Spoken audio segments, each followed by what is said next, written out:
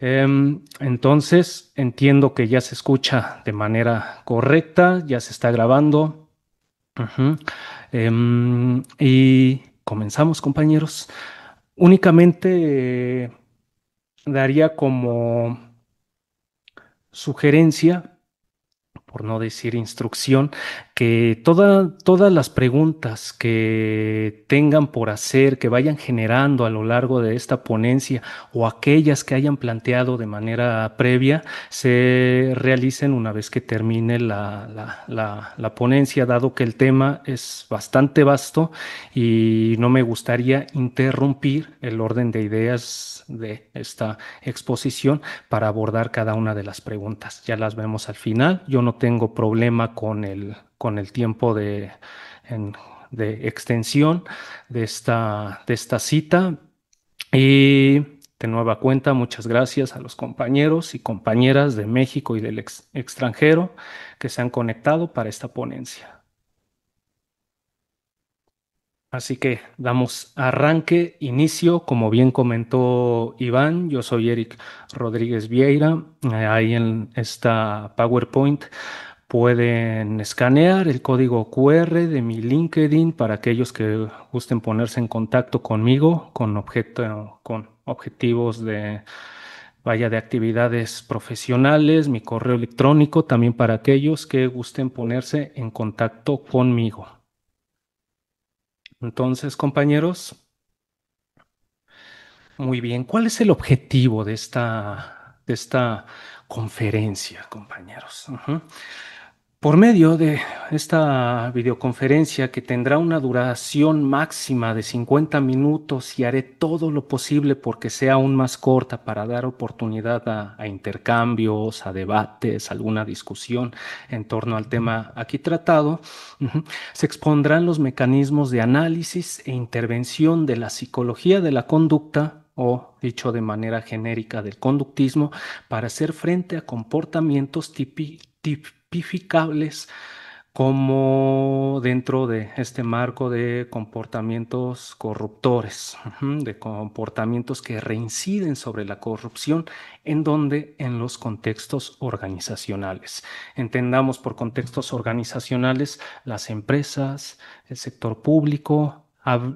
Hablaré de manera genérica como contextos de trabajo. Cuando me refiero a contextos organizacionales, me refiero a contextos de trabajo. Yo básicamente lo que soy es un psicólogo del trabajo que opera desde el marco del análisis de conducta o también denominado análisis conductual aplicado. Y la ruta crítica, compañeros, se dividirá en cuatro momentos. En un primer momento haré una delimitación de este concepto, dado que no es un concepto unívoco, es un concepto que no tiene una única definición compartida por todos. Sin embargo, sí posee elementos típicos, elementos característicos para poder referir a qué es la corrupción o qué es un acto de corrupción. Ujú. Posterior a esta delimitación, trataré cómo entronca, cómo se encuentra lo que se denomina corrupción con el comportamiento, porque básicamente, y es una de las tesis fundamentales de este encuentro, de esta conferencia, es que la corrupción es comportamiento. Y vamos a observar a lo largo de esta ponencia cómo se delimita, cómo se define, cómo se mide, cómo se previene, cómo se interviene y cómo se sanciona la corrupción.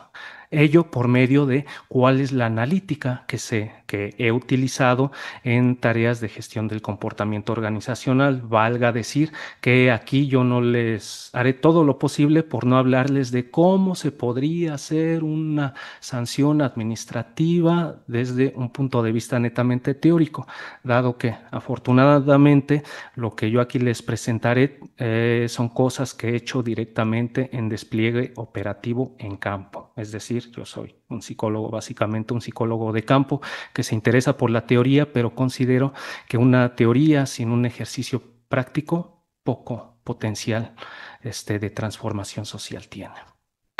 Y por último, trataremos los mecanismos de prevención, de investigación y los mecanismos de sanción disciplinaria. Está observado también desde la psicología de la conducta. Esos son los 4 momentos de esta ruta crítica, compañeros. Pasamos a la siguiente diapositiva. Delimitemos el concepto. ¿Cómo se define la corrupción? Y hago lectura. De manera genérica, la corrupción refiere al comportamiento que incurre en el uso de recursos del Estado o del gobierno, dicho de manera general, por parte de individuos con objeto de beneficiarse económicamente y de manera ilegal, generalmente de forma secreta. Ahora bien, esta definición, compañeros, es una definición genérica. Si ustedes leen distintos materiales, y ya lo verán en la sección de referencias y algunos que iré tratando aquí, la corrupción su definición no obedece a un concepto unívoco. Sin embargo, sí posee al menos 3 elementos característicos indispensables para poder tipificar una conducta o una serie de conductas que las personas ejercen, poderlas tipificar como un acto de corrupción. El primero de estos elementos indispensables: ocurre el desvío de recursos públicos para fines privados. Un segundo elemento: se dan un abuso de poder encomendado para el beneficio personal. Y un tercer elemento, y este tercer elemento es importantísimo porque entronca de manera directa con lo que en psicología denominamos definiciones operacionales: la violación de parámetros objetivos de ley aplicables a un contexto organizacional específico. Cuando los psicólogos del trabajo, al menos los que trabajamos desde la óptica de la gestión del comportamiento organizacional, nos inmiscuimos en una organización pública o privada, algo una de las primeras actividades que debemos de realizar es la lectura, el estudio pormenorizado de la normativa aplicable para la institución. ¿Qué quiero decir con esto? Que los psicólogos, aun cuando no tomemos un papel como abogados o este, como un órgano interno de control o algunas figuras organizacionales que veremos a lo largo de esta presentación, sí necesitamos inmiscuirnos, conocer, estudiar normativas tales como la Ley Federal del Trabajo. Ajá. Necesitamos conocer lo que son las condiciones generales de trabajo para la institución pública o el contrato colectivo de trabajo para las instituciones privadas. Necesitamos conocer, también estudiar muy a detalle las normativas aplicables para el contexto organizacional en turno. Por ejemplo, una normativa muy relacionada con la psicología y que actualmente, dicho sea de paso, está en pleno vigor, es la NOM 035. Incluso no es poco el trabajo que se solicita por parte de psicólogos en esta NOM 035 que refiere a los riesgos psicosociales en el trabajo. Es necesario conocer esta normativa, porque con base en esa normativa se puede tipificar conductas que inciden o que se delimitan o que se clasifican como conductas de corrupción. Ahora bien, la definición del concepto vendría siendo esa, con esos 3 elementos sustanciales. Ajá. Sin embargo, en psicología, como ustedes saben, uno de los problemas más sentidos es cómo medimos lo psicológico. Ujú. Incluso cuando nosotros como conductistas, y digo nosotros porque me imagino que habrá más de un simpatizante, si no es que un militante del análisis de conducta entre pues, los que nos hemos dado cita aquí, ajá, cuando hacemos críticas al psicoanálisis y estas formas vaporosas de entender lo psicológico, muchas de estas críticas no solo se deben a problemáticas de índole epistemológico, ontológico, nociológico, ¿no? Sino al cómo medimos aquello que dicen que es, por ejemplo, la dimensión psicodinámica de la conducta. ¿Cómo medimos el pensamiento? ¿Cómo medimos la imaginación? ¿Cómo medimos la motivación?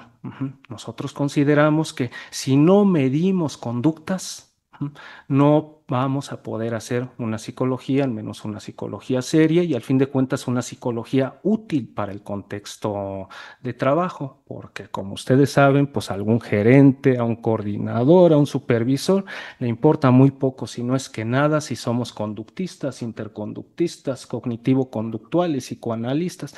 Lo que buscan es que se puedan solucionar procesos, ajá, de la organización. Y para poder solucionar esos procesos, habrá que prestar atención a cuál es la materia fáctica con la cual trabaja el psicólogo. Nosotros como conductistas sostenemos que la materia fáctica con la que trabaja el psicólogo es la conducta, ¿no?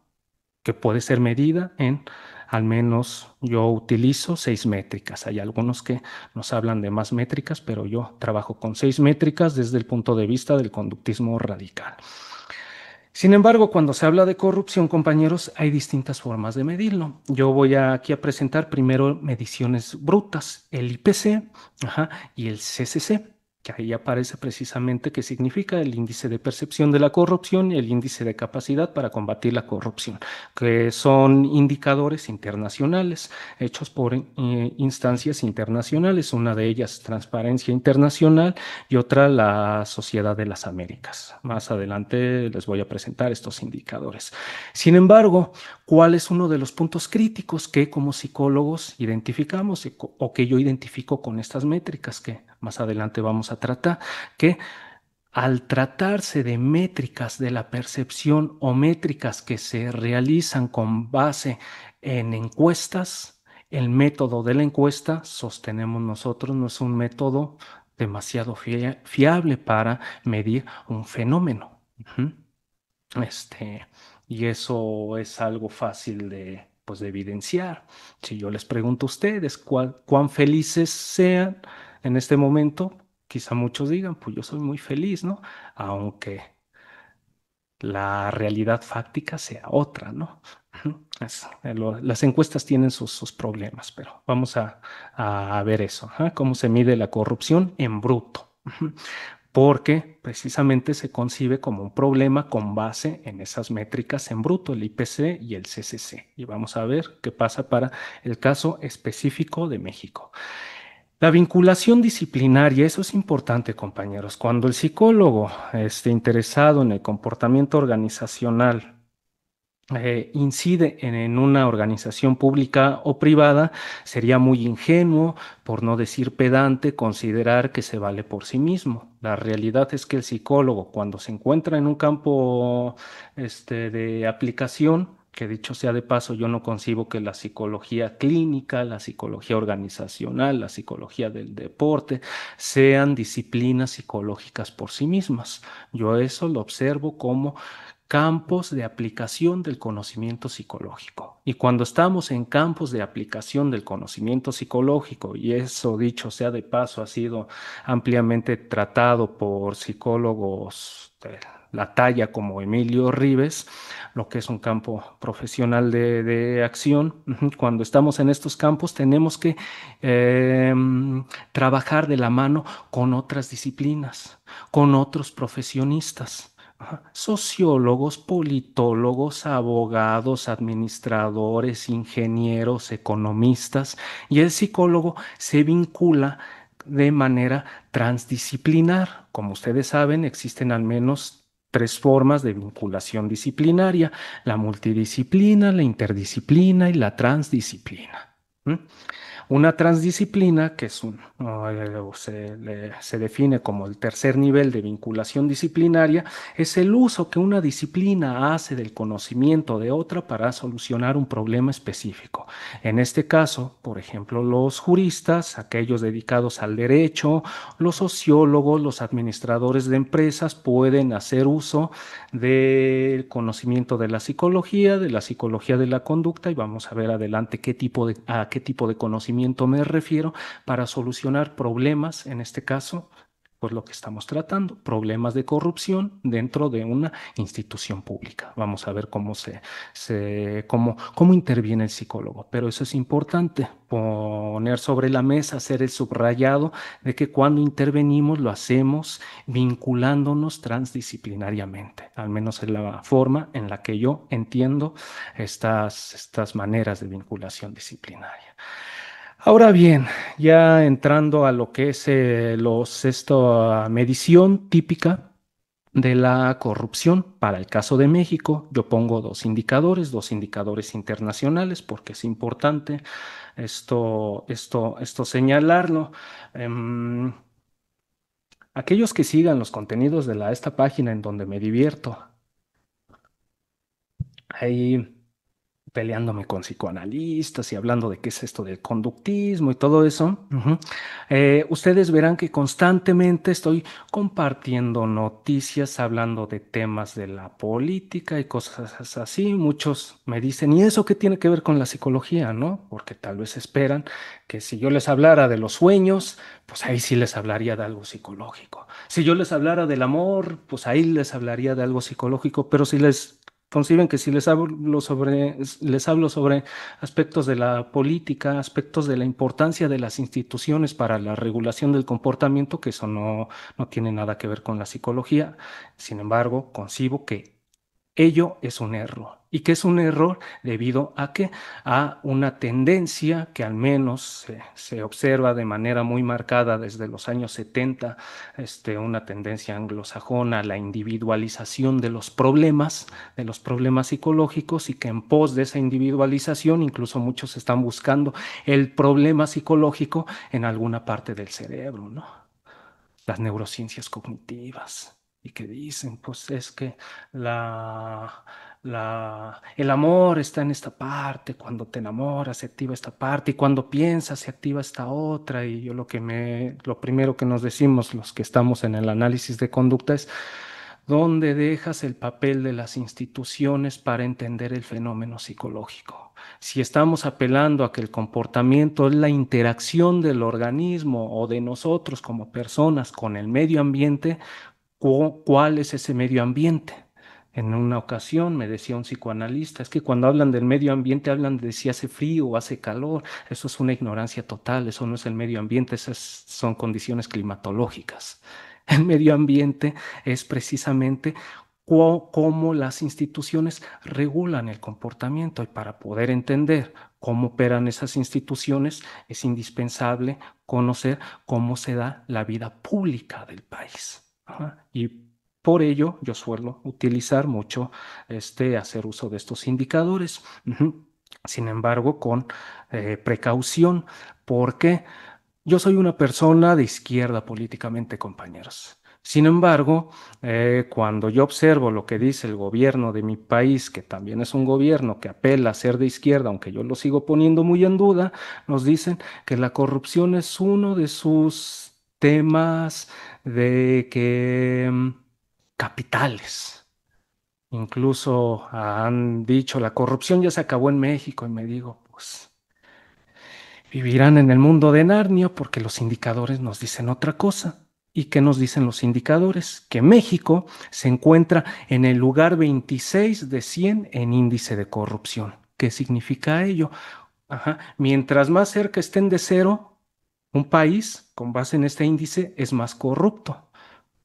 Mientras más cerca esté de 100, es menos corrupto. Si estamos en el lugar 26, pues ustedes me dirán cuánta corrupción hay en el país. Son puntajes brutos, pero son puntajes que nos sirven para ir delimitando el problema. En el rango se encuentra México en el 140 de 180, y dicho sea de paso, con respecto al 2023 ha bajado 5 lugares, es decir, somos más corruptos con base en este índice en comparación de 2023. Ahí está la referencia, es Transparencia Internacional. También en la sección de comentarios del chat ya puse el enlace para los que quieran conocer más a detalle este índice de percepción de la corrupción en México. Ahora bien, yendo a Latinoamérica. Si ustedes prestan atención, estamos yendo de lo general a lo particular, es la manera en la que yo regularmente analizo los problemas psicológicos. Yo nunca parto de la persona, este, y después del mundo, yo lo veo al revés. Primero hay que ver en dónde está situada la persona, cuáles son las condiciones contextuales en las cuales está situada la persona para poder entender a la persona, si no será muy difícil. Cuando hablamos de la importancia del contexto en el comportamiento, pues hay que prestar atención precisamente a cuáles son las condiciones institucionales en las cuales el comportamiento tiene lugar, ¿no? En dónde está situado la persona. Eso es lo radical del así denominado conductismo radical, ¿no? Índice de capacidad para combatir la corrupción en México, compañeros. Este índice es interesante. Yo les recomiendo que lo vean con mucho detalle. Ujú. Este índice aborda, hecho aborda cómo los índices de corrupción para Latinoamérica, para la mayoría de los países de Latinoamérica, y México se encuentra en el lugar 12. Allí el índice es del 2023. El país menos corrupto de los medidos es Uruguay, el más corrupto de los medidos es Venezuela, en el lugar 15 y México en el lugar 12. Y evalúa distintos parámetros. Hay tres variables generales de evaluación que aparecen precisamente aquí, a su lado derecho, la capacidad legal para combatir la corrupción, las democracia e instituciones políticas que inciden para el combate a la corrupción. Podemos ver ahí la calidad general de la democracia, los procesos legislativos y de género. Pueden ustedes también observar cómo México se encuentra prácticamente en todos los indicadores por debajo de la media. Ujú. La sociedad civil y los medios de comunicación, también aquí ustedes podrán ver cómo se encuentra México con respecto pues, a la media. En capacidad legal está en el 3.56, en la democrática 3.62 y en la sociedad civil y medios de comunicación 5.62. ¿Son importantes estos indicadores? Sí. Sin embargo, para un análisis psicológico todavía son indicadores muy en bruto, porque al fin de cuentas la corrupción es hecha por individuos. No hay instituciones corruptas, porque las instituciones no se comportan. Lo que se comporta es el individuo y para poder identificar ese comportamiento habrá que prestar atención a aspectos paramétricos del comportamiento individual. Es aquí cuando ya se entra a un análisis más psicológico del caso. Sin embargo, a ver, compañeros, aquí nos encontramos con uno de los primeros problemas y traigo a cita una afirmación del doctor Luis Muñoz Abate. Dicho sea de paso, les recomiendo mucho este libro. Viene esta cita en este libro, Introducción a la Psicología Jurídica. Ajá. Lo publica Trillas. Vienen las referencias, pero se los recomiendo. De ahí extraigo esta cita. Ajá. Y prestar atención porque aquellos que se han interesado, e Iván Arévalo no me dejará mentir, en torno al delito, en torno al crimen, y claro está la corrupción como una forma de delito, como una forma de crimen, regularmente ¿a quién se responsabiliza? Pues al sujeto. ¿Y qué se suele decir? Que depende de las voluntades individuales. Y cuando ya se empieza, cuando se parte de ese punto, de ese marco, ya se parte de una óptica hiperindividualista, de un fenómeno que tiene un entronque social e incluso causas sociales. Y yo pongo esto sobre la mesa, que es al fin de cuentas una crítica, y me doy el permiso de leerlo. El término voluntad, y esto yo lo pondría subrayado el término voluntad. Recuerden que incluso el buen Skinner en su momento escribió un libro maravilloso que yo sigo disfrutando hasta la fecha, aun cuando hace más de 20 años que lo leí por primera vez, más allá de la libertad y la dignidad, toca este tema de la voluntad, el problema con ese concepto, ¿no? El término voluntad está demasiado implicado en ciertos problemas legales relacionados con la responsabilidad de los actos criminales. Se usa tradicionalmente en el sentido animístico o mentalista, como potencia o facultad del alma, y en un sentido moral como especie de facultad de dominar la parte animal del hombre. La verdad es que cuando no encontramos la causa inmediata en el comportamiento, preferimos salir del embrollo atribuyéndola a la voluntad. Y en efecto, casi siempre es lo que se hace. ¿Por qué delinquió X persona?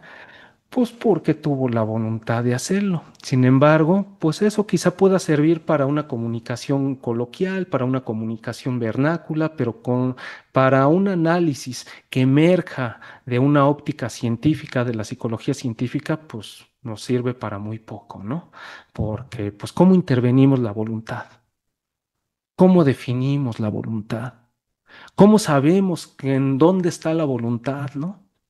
Aunque no faltará algún este, mentalista que nos diga que la voluntad está en alguna parte del cerebro. Pues lo pueden creer así, cada quien se gana la vida como puede, pues si ellos se la ganan así, pues está bien, ¿no? Sin embargo, nosotros partimos de otro punto de un marco distinto a esto. Ujú. Y por ejemplo, en el caso de la corrupción, ajá, traigo también aquí una cita y disculpen si ahorita van a escuchar algo de lotes y algo así. Yo vivo en una colonia popular, compañeros, y aquí pues se escuchan esos sonidos. Es parte de mis condiciones medioambientales. De ahí que no puedo ser fifí. Ajá. Ahora bien, un funcionario corrupto sigue siendo corrupto si ha interactuado con un número suficiente de funcionarios corruptos en el pasado, ya que sabe que valdrá la pena buscar sobornos. Al mismo tiempo, el costo esperado de ser atrapado en un acto corrupto es menor porque la corrupción es más difícil de detectar en sociedades donde es más común. ¿De qué nos está hablando aquí? Y esa es una cita de un artículo que he titulado La corrupción condicional. Se encuentra en la página, lo acabo de subir hace 2 días. ¿De qué nos está hablando aquí? Del modelamiento, compañeros, del papel de los modelos, del aprendizaje vicario. Ujú. Aquello que fue investigado por Bandura, por Stats, por los operantes, ujú. Y también de qué otra cosa nos está hablando, de que cuando no hay consecuencias punitivas de supresión, o dicho en términos operantes, castigos, pues porque la gente va a dejar de cometer actos de corrupción. Ujú. Y precisamente aquí en el video, pues es lo que ustedes pueden ver. Le está solicitando una firma, ajá, y una vez que firma, pues el dinerito es tuyo, ¿no? Eso es un operante, compañeros. Así, cuando se habla de operantes, respondientes, pues se identifican en cosas tan sencillas, tan típicas como esto, ¿no? Aun cuando hay algunos que digan, pues es que no hay operantes en el medio ambiente. A ver, un operante es una abstracción de una relación que tiene el sujeto con su medio ambiente. Bueno, entonces continuamos.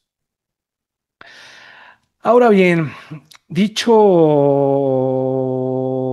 lo anterior, ujú, como ustedes pueden observar, porque ya lo he venido diciendo, casi me dedico a eso, a decir que el grueso de los fenómenos psicológicos, si no es que todos, bueno, yo diría en sí que todos los fenómenos psicológicos son fenómenos del comportamiento. Si la corrupción tiene que ver con la psicología, entonces también la corrupción es comportamiento. Ahora bien, ujú, la corrupción implica, y estos son tres principios, necesariamente formas de comportamiento. ¿Cuáles? Formas de comportamiento contrarias a la normativa aplicable en un contexto organizacional específico. Lo que en una organización puede ser corrupto, en otra organización no lo es. De ahí que es necesario que se conozca la normativa aplicable a una organización, al menos para el psicólogo del trabajo. Si van a hacer psicología clínica, pues ahí quizá ya los requerimientos sean otros, pero para el psicólogo del trabajo es necesario conocer la normativa. Claro está, tener muy claro que no nos vamos a convertir en abogados, pero sí conocer la normativa. No existen organizaciones corruptas, como anteriormente les he comentado, sino individuos que actuando en organizaciones ejercen comportamientos tipificables como corruptos. La corrupción, a su vez, se objetiva vía la identificación cuantitativa de patrones del comportamiento ejercidos por agentes que actúan de manera individual o en coordinación con otros sujetos. Esos son tres, tres principios para delimitar psicológicamente, conceptualmente, lo que es de importancia para el psicólogo con respecto a la corrupción. Ajá. Ahora bien, ujú, les he hablado casi desde el principio de esta ponencia de que es importante que se conozcan las leyes, las normativas, los códigos. Sin embargo, más de uno de ustedes dirá, porque desafortunadamente esto no se enseña en las escuelas, al menos no, pues en las escuelas que yo conozco, porque yo cuando pasé incluso en la FES Iztacala, que tiene fama de ser muy conductista, y me enseñaron que psicología organizacional, me andaban enseñando pruebas proyectivas. Este, y nunca nos mandaron a leer, por ejemplo, la Ley Federal del Trabajo, el Código Penal Federal, la Ley General de Responsabilidades Administrativas, y precisamente es eso. Estas son las normativas que se necesitan conocer porque son normativas que entroncan con fenómenos de corrupción, son las normativas que son útiles para identificar en campos operativos fenómenos de corrupción. La Ley Federal del Trabajo, el Código Penal Federal, la Ley General de Responsabilidades Administrativas, que aplica para el sector público, las condiciones generales de trabajo, que aplican para el sector público. Todos los sectores públicos tienen condiciones generales de trabajo específicas para la organización. O dicho de otra manera, miren, aquí por ejemplo, este es un documentito, unas condiciones generales de trabajo del ISSSTE. También existen las condiciones generales de trabajo para otras instituciones públicas. Bueno, las condiciones generales de trabajo, estas se aplican al trabajador de base. Ujú.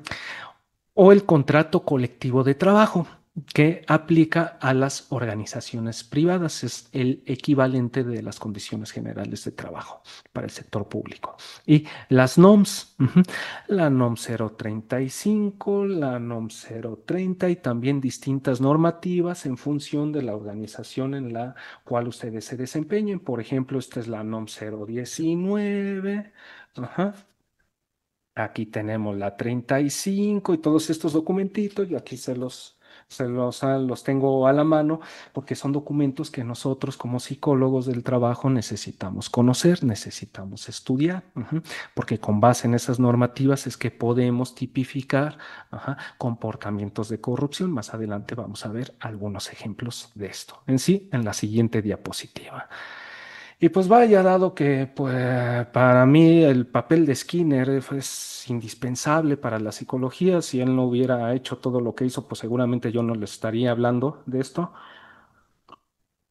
Ajá. Digamos, es lo que me inspira a mí, este señor. Ujú. Skinner, en este libro famosísimo que lo tengo por acá, El Ciencia y Conducta Humana, donde nos habla sobre el papel de la psicología de la conducta o del conductismo y cómo, y en la quinta parte de de ese maravilloso libro, nos habla en torno a las instancias culturales que ejercen control sobre la persona. Puede ser la educación, la política, la religión, entre otras más.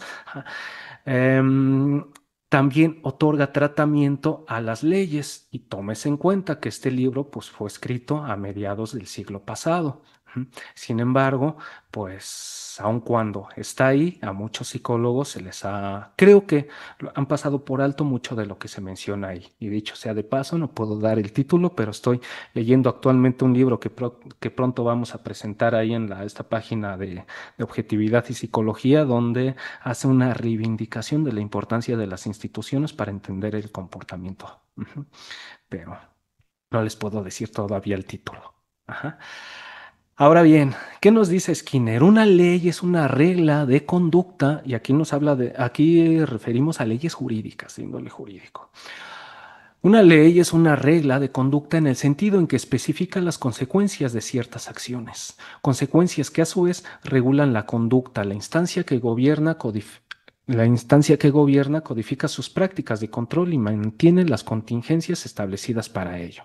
Y aquí, en el lado derecho, extraigo distintas leyes de la Ley Federal del Trabajo, el artículo 7 del Código Penal Federal, el 214 en su sección 2 de la Ley General de Responsabilidades Administrativas, artículo 62 y de la normativa 035, el 7.1, inciso B. En donde básicamente, si ustedes lo leen, no me voy a dar el tiempo de leerlo, porque si no me va a comer el tiempo. Si ustedes lo leen, no son más que instrucciones. Y básicamente cuando uno revisa una ley, con lo que se encuentra son con instrucciones del comportamiento, que precisamente pues eh, buscan tener esta función que Skinner explicitaba. Ujú. Especificar consecuencias para ciertas acciones con objeto de regular la conducta.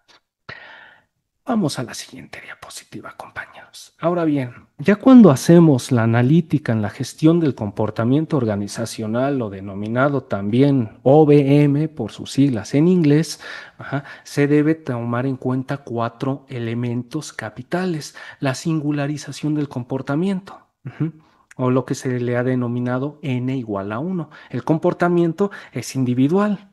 Ujú. Sin embargo, también se pueden hacer este análisis multinivel. Por ahí tengo una ponencia que se llama Fundamentos de la Gestión del Comportamiento Organizacional, donde hablo sobre la importancia de estos análisis multinivel, la importancia de los análisis n igual a 1 y cosas por el estilo. Bueno, se debe de tomar en cuenta la singularización del comportamiento, se debe de tomar en cuenta los incentivos, y más aún cuando tratamos estos temas del combate a la corrupción, porque nosotros sostenemos que si las personas son corruptas no es porque estén sus genes ni porque sea su voluntad ser corruptos, no, no, no, no, no. Es porque en el medio ambiente en el cual están están viviendo y en el cual ejercen cierto tipo de conducta, se incentivan las conductas que hacemos. ¿Qué pasaría si, por ejemplo, aquí, y eso se puede evidenciar, aquí en este encuentro únicamente hubiera estado Iván y yo?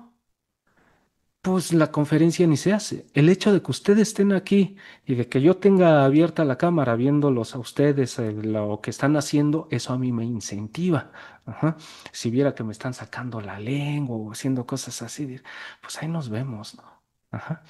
Y de igual forma, cuando se analizan temas de corrupción en organizaciones, hay que observar cuáles son los incentivos que están manteniendo las conductas de corrupción. Más adelantito vamos a ver ello. La medición del comportamiento. Nosotros sostenemos si algo existe o no nosotros. Eso ya se sostenía desde Thorndike. Si algo existe, existe en cierto grado. Y si existe en cierto grado, puede medirse. Thorndike, dicho sea de paso, es el que descubre la ley del efecto, que básicamente pues, fue las investigaciones que posteriormente hace Skinner. Skinner dedicó casi toda su vida a investigar las implicaciones de la así denominada ley del efecto, ¿no? O el comportamiento operante, para decirlo en otros términos. Y también es necesario observar el modus operandi. Cuando hablamos del modus operandi, también al fin de cuentas nos estamos refiriendo a cómo se comporta el sujeto. El comportamiento es idiosincrático. Sin embargo, puede ser medido, pueden identificarse los incentivos, podemos encontrar patrones, etcétera, etcétera. Y ahora bien, muchos de ustedes dirán, bueno, ¿y cómo miden? ¿Qué es lo que utilizan para medir? ¿Cuáles son los indicadores? Porque sí, si hablamos de medición, etcétera, y no tenemos indicadores claros, pues vamos a estar fritos, ¿no? Nada más se va a quedar como un discurso de muchos conductistas que nos dicen que ellos casi son la verdadera psicología, pero pues no tienen formas de medir nada, ¿no? Nosotros, los analistas de conducta, utilizamos al menos 6 parámetros de medición: la frecuencia en la que se da la conducta, el lugar donde se da la conducta, la velocidad con la que se da la conducta, la precisión, la intensidad y la latencia. Ajá. Y cuando hacemos investigaciones o cuando contribuimos a la investigación de índole jurídico, en toda investigación de índole jurídico es indispensable que esté tipificada o sostenida en un trípode: las circunstancias de modo, cómo se da la conducta; las circunstancias de tiempo, cuándo se da la conducta; y las circunstancias de lugar, dónde se da la conducta.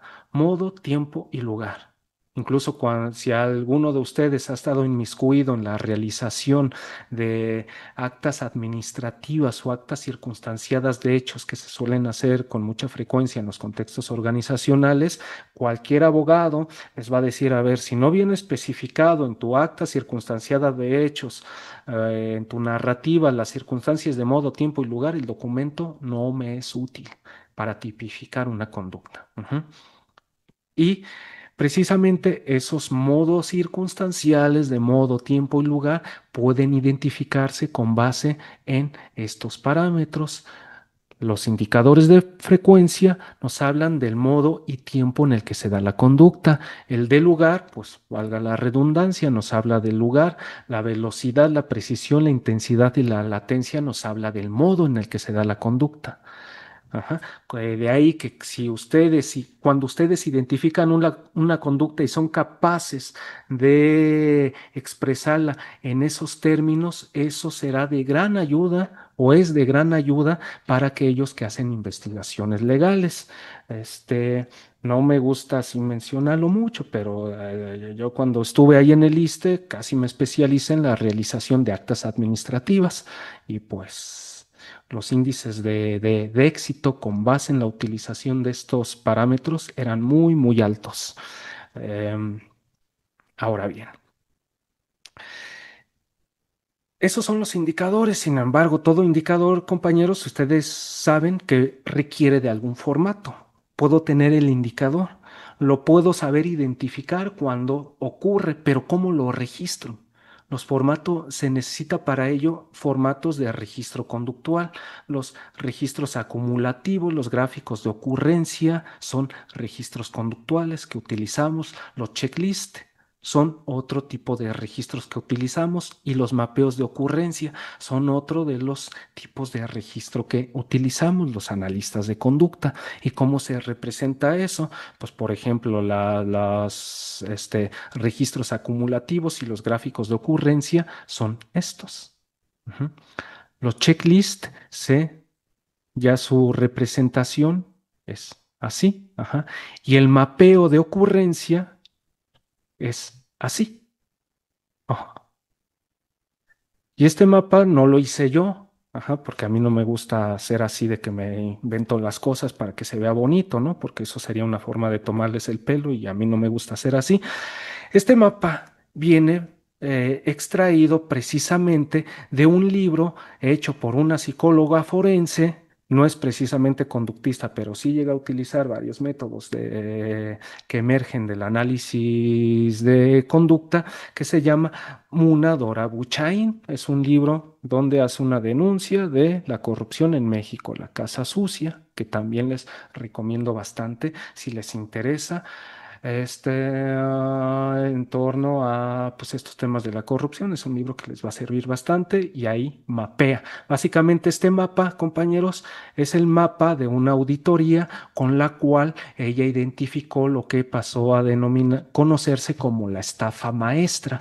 Ella fue la auditoría en jefe de la estafa maestra. Ajá, es decir, eso se hizo con base en indicadores conductuales y pues aquellos que hayan estudiado qué fue eso de la estafa maestra, todo lo que encontraron podrán ver que esto, pues cuando se realmente es útil, no se queda únicamente en el aire o en el gas o la psicodinámica y todas esas cosas extrañas, ¿no?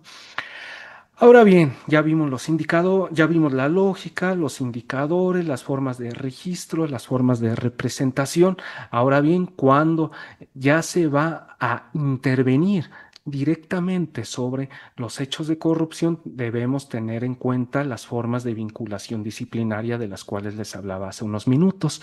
¿Con quiénes se coordina el psicólogo en estas tareas, principalmente cuando trabaja como consultor? Para este tipo de intervenciones. Tiene que coordinarse con el trabajador o los trabajadores, con los cuerpos de autoridad, subdirectores, coordinadores, directores de las instituciones, con los sindicatos, sean de confianza, o de trabajadores de confianza, trabajadores de base, con las contralorías, o llamados así también órganos internos de control, con las unidades jurídicas, ujú, y con las fiscalías. Por ejemplo, la Fiscalía General de la República, pero existen distintas fiscalías. Son los agentes y los organismos actuantes con los cuales se coordina el psicólogo para realizar estas actividades. Ahora bien, a continuación, y ya estoy a punto de acabar, compañeros, espero me esté dando a entender con esto. Ahora bien, las acciones, para realizar intervenciones, compañeros, se pueden hacer intervenciones en tres dimensiones. Intervenciones en donde participa el psicólogo. Intervenciones con objeto preventivo, intervenciones con objeto de identificación e intervenciones con objeto de sanción.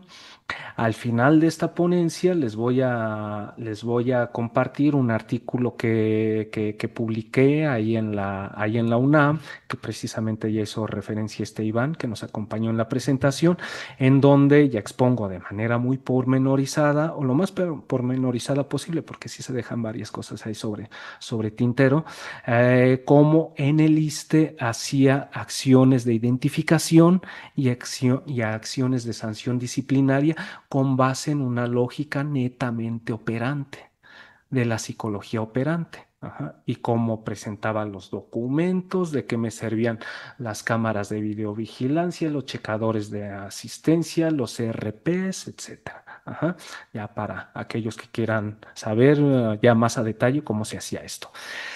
Pero eso ya es para el final. Ahora bien, aquí en las acciones preventivas, compañeros, al menos con lo que yo me he encontrado, y creo que casi todos nos encontramos, es cuando observamos algún tipo de comportamiento que nos resulta molesto o que queremos que ya no se siga repitiendo. Ujú. ¿Qué es lo que ocurre? ¿Qué es lo que pasa? Ajá. Que regularmente se aplican castigos con intención de suprimir la conducta. Ustedes saben que vivimos en una sociedad que desafortunadamente hace un alto uso del castigo, ajá, como medidas de sanción. Sin embargo, yo sostengo casi la lógica de pues ahí sí muy de Skinner, de castiga lo menos posible. Presta atención a los mecanismos de prevención de aquellas conductas que te resulten problemáticas, y eso aplica tanto para educar a un niño como para enamorar a una persona. Si quieren enamorar a una persona y esta persona, como todos, tienen cosas que no nos gustan y nos ponemos a castigarla, pues lo más seguro es que la persona va a decir, pues ahí nos vemos, ¿no? Ajá, que tengo que andarte aguantando, ¿no? Mejor me voy con aquel que me trata bien. Ajá. O con aquella que me trata bien. Ujú. Y eso es porque pocas veces se analizan los sistemas de incentivos que están manteniendo una conducta, y en una organización también operan sistemas de incentivos muy específicos para el ejercicio de una conducta. Ajá. Y En el caso de aquellas organizaciones caracterizadas por personas con una alta ejecución o con un alto índice de comportamientos de corrupción, regularmente los sistemas de incentivos están operando, funcionando de tal manera en que están incentivando ese comportamiento. Les voy a poner un ejemplo así bien a ras de piso que en un trabajo a mí me pasó. Eh, un trabajador o trabajadora, no recuerdo, llegó tarde y como ustedes saben, en todos los trabajos, cuando se llega tarde, después de cierto periodo de tiempo, este, eh, aplica una eliminación de estímulos por normativa, por la misma Ley Federal del Trabajo, cuando no está justificado este retardo. Se le quitan estímulos de puntualidad. Ajá. Se eliminaron esos estímulos porque el trabajador o trabajadora llegó tarde. ¿Y qué pasó a los 2 días? Que ya teníamos al sindicato ahí, encima, ¿no? Ujú. Y el sindicato, recuerdo que me dijo, y era un psicólogo, pero de estos psicólogos extraños, ahí uno de los representantes del sindicato. Nosotros te prometemos, después de ya haber dicho que hasta me iban a colgar, y te prometemos que si perdonas este retardo, el trabajador no va a volver a llegar tarde. ¿Qué pasaría, compañeros, si yo les hubiera dicho, órale, se lo perdono? ¿Qué pasaría? Se los voy a contestar. Ajá. Pues que a la próxima ocasión en que llegue tarde voy a volver a tener al sindicato ahí, ¿no? Actuando con la misma intensidad, con la que yo previamente he fortalecido. Porque cuando una persona hace algo, una conducta, y nosotros la fortalecemos, ustedes saben que en términos operantes la probabilidad de que se vuelva a repetir aumenta. Ajá. Y eso así tan, pero tan sencillo, es parte del análisis de los sistemas de incentivos. El análisis de los sistemas de incentivos es una de las subáreas de la gestión del comportamiento organizacional reconocida por la Junta de Certificación de Analistas Conductuales. Y cuando estamos investigando corrupción también es muy importante identificar cuáles son los sistemas de incentivos que están manteniendo las conductas de corrupción. ¿Con intención de qué? Con intención de modificar, que es lo que se está fortaleciendo. O dicho de manera bien llana, ¿qué conducta se está premiando en el trabajador? Y cuando ustedes van a una institución pública, por ejemplo, si van al ISSSTE, si van al IMSS, y ya no digo si van al SAT, van a encontrar cómo una gran cantidad de conductas de corrupción están precisamente mantenidas por los sistemas de incentivos. Ujú. Incluso hasta las mismas citas. Si quieres una cita en el SAT, te dicen, pues mira, te la doy, pero de aquí a 2 meses, pero si la quieres antes, te va a costar. Y si pagas, te la doy antes, es más, te la doy al día siguiente. ¿Y qué está pasando? Que el pago de esa cita está funcionando como un sistema de incentivos. Y como no hay sanción disciplinaria, pues la conducta continúa repitiéndose. ¿A qué voy con esto? Que no significa que la gente sea mala, ni que esté loca, ni que sea psicópata. Yo ni utilizo esos términos. Lo que ocurre es que se fortalecen una serie de conductas y entre ellas, pues las conductas de corrupción. De ahí que se tiene que prestar atención a los sistemas de incentivos que están operando. Se tiene que prestar atención también al modelamiento. ¿Qué tipo de conductas se están modelando? En este artículo que yo les refería en unas diapositivas pasadas en torno a la corrupción condicional, ujú, precisamente en ese artículo se hace una exploración por parte, pues ni de psicólogos en estricto sentido, sino de economistas conductuales. Pues como ustedes saben, es una área emergente que incluso ya hasta tiene Nobeles, ¿no? La economía conductual. De economistas conductuales que identificaron que la conducta de corrupción está altamente relacionada con el modelo, con quienes nos sirven como modelo. Si nuestro superior jerárquico es corrupto, es muy probable que nosotros también ejerzamos ese comportamiento porque nos lo está modelando. Ujú. Y más aún si es corrupto y no hay consecuencias de sanción hacia él, pues lo vamos a realizar. No es que seamos malos o algo así, sino que nos guiamos con base en las consecuencias. Entonces, el modelamiento es importante, o dicho de otra manera, no hacemos lo que nuestro jefe nos dice que hagamos, hacemos las cosas como él las hace. ¿Mm? El autocontrol, este término de autocontrol, compañeros, también es importante, dado que con base en este término, en estos entrenamientos de autocontrol, ajá, se pueden establecer mecanismos de autoinstrucción. Cuando hablamos de autocontrol, no hablamos de una causa sui, de la voluntad, de que alguien se autocontrole porque tenga voluntad, sino que establece mecanismos que sirven como autoinstrucciones y a su vez ha recibido entrenamiento para tolerancia a la demora. Por ejemplo, y les pongo aquí esta cosa, que yo aquí me haya puesto estos documentos de la normativa. Yo suelo también imprimir, cuando estoy haciendo las presentaciones, suelo imprimir los documentos de presentación. Todo esto, compañeros, son mecanismos de autocontrol que yo utilizo para realizar mis ponencias. Aquellos que utilizan, por ejemplo, fichas, hay algunos que utilizan fichas, esos son también mecanismos de autocontrol. Hay algunos que utilizan los llamados acordeones, son mecanismos de autocontrol. Ujú.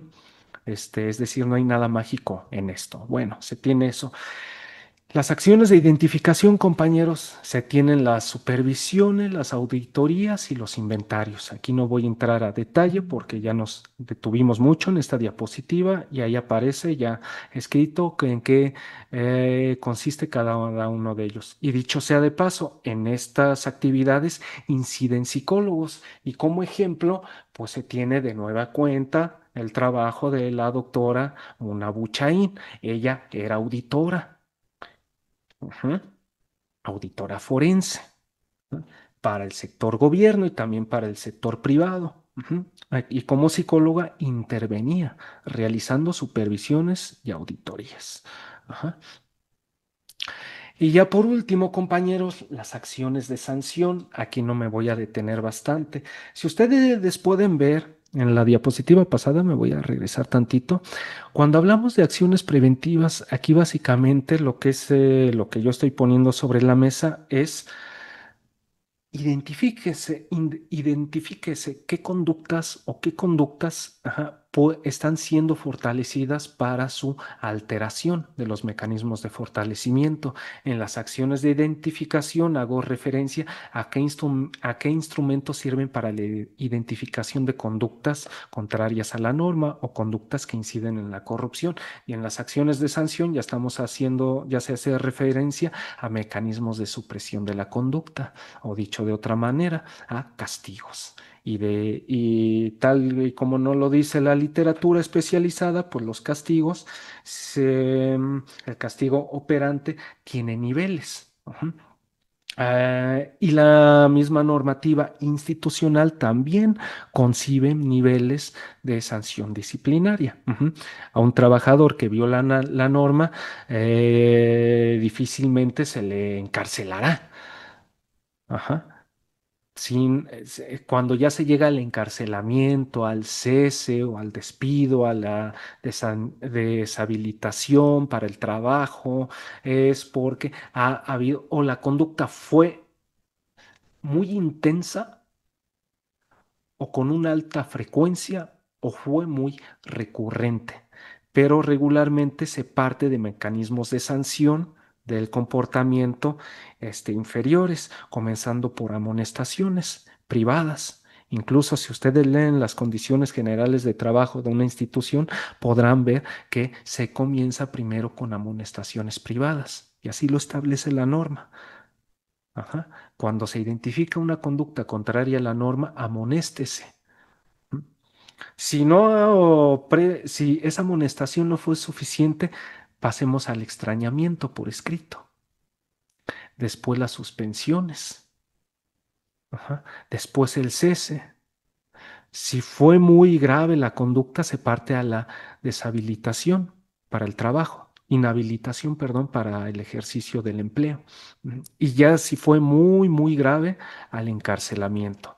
Incluso aquí menciono que leyes son las aplicables para cese, para inhabilitación y para encarcelamiento. Como ustedes pueden ver, son los mismos códigos y leyes que les mencioné en un principio. La Ley Federal del Trabajo, la Ley General de Responsabilidades Administrativas, el Código Penal Federal. Ujú. Y compañeros, ese es el QR. Ahorita ya que acabe completamente les voy a compartir en la sección de aquí del chat el enlace para aquellos que quieran leer este artículo, este capítulo, perdón, pero ahí tienen el QR y el DOI por si lo gustan ahí ya de una vez teclear para que puedan acceder a él. Es totalmente gratuito. Es un capítulo que escribí en torno a los instrumentos administrativos para el manejo de contingencias en la gestión del comportamiento organizacional en el ISSSTE, que básicamente lo que hago ahí es describir un proceso que realizaba ahí en el ISSSTE, un proceso de sanción disciplinaria por robo de medicamentos. Ujú. Cuál era la lógica, cómo identificaba la conducta, cómo intervenía sobre la misma, qué sanción, cómo reportaba los comportamientos una vez identificados, ajá, cómo hacía los oficios y cómo realizaba las sanciones disciplinarias. Eso es lo que es toda la cadena de procesos que presento en ese capítulo. Ujú. Por si ustedes quieren conocer un poquito más a detalle esto, compañeros. Y eso sería todo. Estas son las referencias, como en toda actividad, ustedes sabrán que hay más referencias que las que se explicitan, pero esas son las capitales. De nueva cuenta, recomendación, la Ley Federal del Trabajo, la de responsabilidades administrativas. Si quieren conocer más a detalle qué es esto de la gestión del comportamiento organizacional o cómo desde la óptica conductual se interviene en empresas, el libro de Luis López Mena, Intervención psicológica en la empresa. Acá lo tengo, se los recomiendo muy mucho. Es Intervención psicológica en la empresa. Lo publica Pirámide, es una chulada de libro. Este, Em, y sería ello, también les recomiendo muy mucho ajá, de Castro Merino, una cuestión de consecuencias, que aparece aquí en el Skinner revisitado, publicado por Copresencias Editorial. Ujú. Y sería ello, compañeros. La PowerPoint se las voy a compartir, yo creo que hoy mismo en la noche. Se las comparto ahí en la página para aquellos que la gusten descargar, para que, vaya, si les puede ser útil para algo, pues adelante. Estoy a sus órdenes. Muchas gracias por dedicar este tiempo aquí a este encuentro. Espero esté siendo útil para pues para poner sobre la mesa que los psicólogos podemos hacer cosas, yo diría que hasta más interesantes que andar interpretando sueños o aplicando pruebas proyectivas y ese tipo de cosas. Podemos realmente poner nuestro conocimiento al servicio de la sociedad para la transformación de la sociedad y una transformación material, sentida y al fin de cuentas, pues para el beneficio de todos, ¿no? Que esa es la intención de esto y que fue parte de los sueños de esta generación gloriosa de los años 60, de los años 70 y de los años 80 y aquellos que todavía crean en esta utopía que es la posibilidad de mejorar nuestro mundo, de mejorar nuestro país y de pues apoyarnos entre todos. Muchas gracias, compañeros, y pues quedo a la espera de sus críticas, de sus comentarios y pues soy todo oídos. Muchas Ok, gracias. ok. Gracias, gracias. ¿Me escuchan? Bueno, bueno. Ok. Muy bien, compañeros. Abrimos las respuestas. Levanten la mano y bien, voy a leyendo en los comentarios. Primera pregunta, antes de darle la palabra a José Daniel Cabrera Nieto. Dicen que cómo te cuidas de las represalias. Esa es una gran pregunta. Esa es una gran pregunta. Ah, miren, sobre eso que estoy contemplando, compañeros, escribir un libro en torno a las implicaciones de esto. Porque miren, una manera de cuidarse de las represalias, porque las hay, ha habido hasta asesinatos hacia la gente que hace esto, es uno de ellos, permíteme decirlo así, pues ser incorruptible. Ser muy pulcro en los procesos. Sin embargo, aun cuando muchas veces sea incorruptible y pulcro en los procesos, pues el castigo llega, ¿no? Yo les voy a poner sobre la mesa. Eso que yo expuse en este capítulo ahí del ISSSTE, es algo real que yo hice. No es algo inventado, es algo real que se hizo ahí junto con todo un equipo. No se menciona nombres porque, pues ustedes saben que no se puede mencionar nombres de eso, ajá. Pero el proceso describe un proceso en donde identificamos una red de tráfico de robo de medicamento y tráfico de licencias médicas. Se suspendieron a más de 7 personas. Ujú. Sin embargo, se fue la cabeza del director, la de su servidor y la de la subdirectora.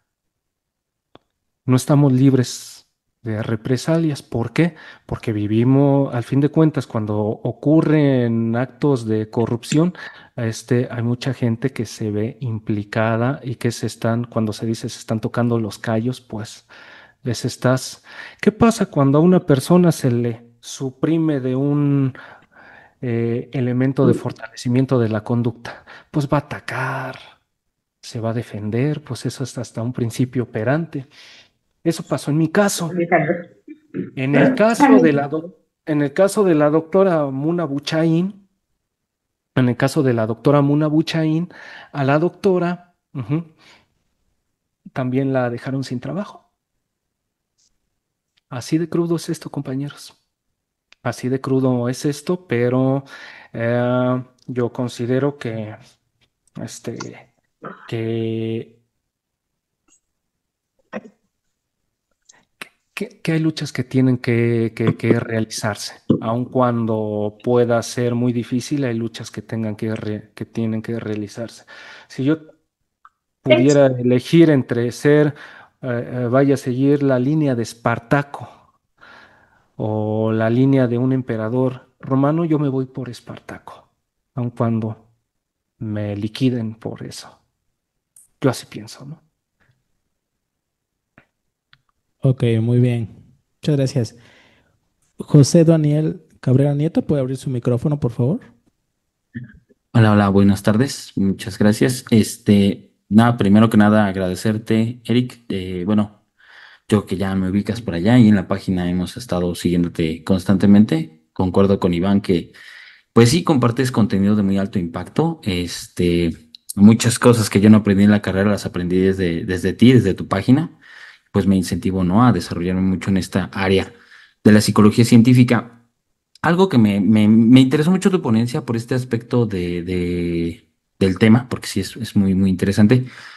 Pero estaba siguiendo aquí tu charla, la crítica que me parece que haces al inicio acerca de los indicadores de las instituciones internacionales, y bueno, yo lo entendí como una crítica formal, acerca del indicador de la corrupción como aspectos institucionales, me parece a bien desde esta óptica psicológica que no contempla lo individual, ¿no? Que es realmente la acción. Porque sí puede haber a lo mejor un proceso inadecuado dentro de la institución, pero a fin y al cabo la conducta corrupta se presenta por la acción del individuo que pertenece a la institución y demás. Ujú. Solamente que primero quería, dentro de las dos preguntas, hay una que quería hacerte primero. Hablabas de estos indicadores internacionales y sí su falta digamos, de dato empírico, conductual. Pero por acá estabas mostrando lo que tú hiciste en el trabajo. No sé si por ahí aplicaste tú un instrumento que por ahí tuve dificultades para seguir la charla. Fue ese punto en el que me perdí y no sé si me quisieras compartir ¿cuál fue o si hay un mejor dato de medición de esta conducta corrupta a nivel psicológico o si fue lo que tú aplicaste? Y de ahí compartirte otra pequeña pregunta por allá que me parecería interesante en tenor a esto. Ujú. No sé si quieras de una vez hacer la otra pregunta y contesto las dos. Ah, ok. Bueno, sí, realmente es como para ver esta parte de la ampliación y tu opinión en este sentido más técnico. Si lo que nos estás compartiendo cumple, por aquí hay un libro que yo tengo, yo también me he dedicado a desarrollar un par de instrumentos, no en la parte de la conducta corrupta, pero sí en en el ambiente de la educación especial y de la convivencia familiar en el ámbito judicial y en la atención al cliente. He leído por ahí un libro, no sé si lo conozcas, que se llama Investigación del Comportamiento, Técnicas y Metodología de Fred Kerlinger, por ahí de Ujú, 1975. Yo lo recomiendo muchísimo, muy bueno, un libro muy pesado, que la verdad yo creo que funciona para, si queremos un día echarnos a alguien, pues el libro nos ayudaría aventándolo. Y Kerlinger habla de la constitución de estos instrumentos de medición en la medición de la conducta humana, habla de que el instrumento de medición debe de sí registrar el hecho o suceso en esta parte de la asociación del universo de medición a subgrupos, pero menciona que lo que define qué es lo que se va a medir es la regla. Y esta regla puede variar en aspectos institucionales, en aspectos sociales, que lo más, digamos, lo más adecuado sería que partiera la regla de un principio científico. Entonces, mi pregunta es, esta parte de los instrumentos de medición conductuales más adecuados, ¿cómo parte de esta regla científico-conductual? ¿Qué regla define lo que sería una conducta corrupta? ¿Cómo se podría medir?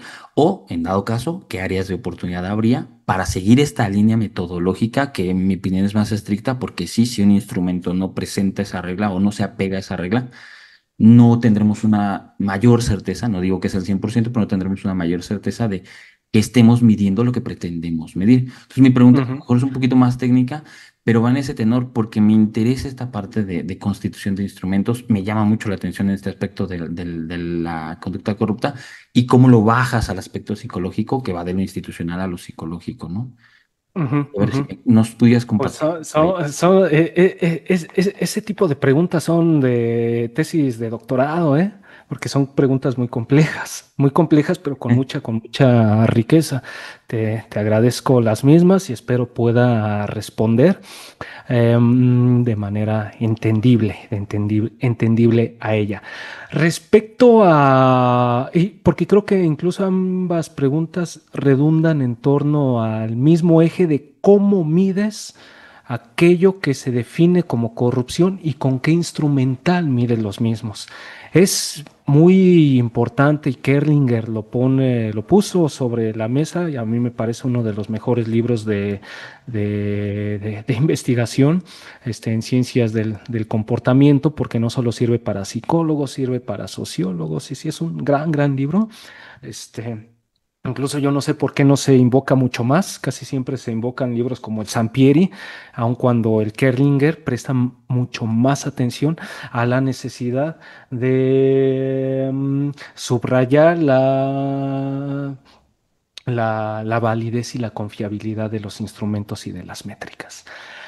Ahora bien, si yo utilicé algún instrumento estandarizado para la medición o si utilizo algún tipo de instrumento estandarizado para la medición de la corrupción, la respuesta es no. Yo no utilizo instrumentos estandarizados para la medición ni de la corrupción, ni de constructos psicológicos. Em, no parto de lógicas de medición con base en la norma, porque concibo que las mediciones con base en la norma tienen, pues, ensombrecen el comportamiento individual, las características idiosincráticas del comportamiento individual. De ahí que suelo partir al momento de medición de lógicas más próximas a las lógicas denominadas n igual a 1, o el análisis del comportamiento individual. Es como yo parto. ¿Cómo entronco esto con un análisis psicológico, con pretensiones científicas para hacer, al fin de cuentas, algo lo más próximo a una tecnología? Porque yo así entiendo la psicología aplicada al trabajo. Yo no me entiendo, yo no soy un científico.